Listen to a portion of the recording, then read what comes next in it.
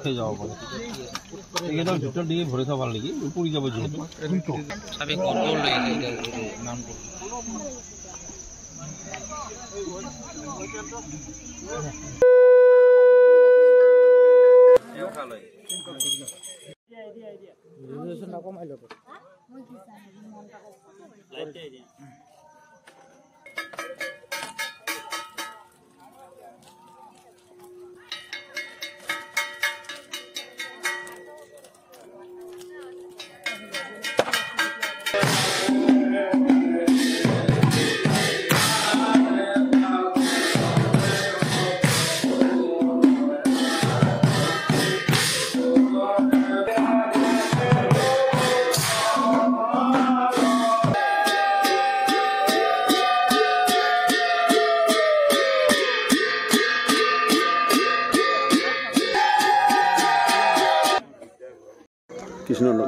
বৃহত্তৰ দেওহাটী কৃষ্ণনগৰ শ্ৰী শ্ৰী দৌল মন্দিৰ আৰু নামঘৰ প্ৰাংগণ আজি ইয়াত প্ৰতি বছৰৰ দৰে দৌল উৎসৱ আৰম্ভণি হৈছে আৰু তাৰ আৰম্ভণিতে আমাৰ এই হোলিকা দহন কাৰ্যসূচী অনুষ্ঠিত হৈ গ'ল।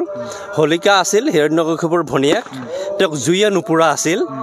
হিৰণ্যকশিপুৱে যেতিয়া প্ৰহ্লাদক মাৰিবৰ কাৰণে কৌশল কৰিছিল, হোলিকাৰ কোলাত বহুৱাই দি জুইত মানে বহুৱাই দিছিল।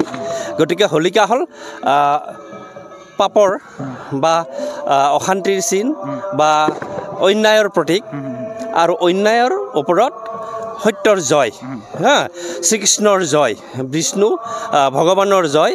এইটো সনাতন ধৰ্ম পৰম্পৰাগতভাৱে চলি আহিছে। শ্ৰীকৃষ্ণ আছিল দুষ্টক দমন শান্তক পালন কৰা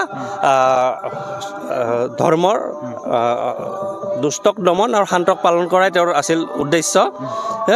সত্যযুগৰ পিছত ত্ৰেতাযুগত ৰাম আছিল নিজে সংস্কাৰী পুৰুষ, তাৰপিছত আহিল শ্ৰীকৃষ্ণই কিন্তু দুষ্টক দমন শান্তক পালন এই সূত্ৰ মানি চলিছিল।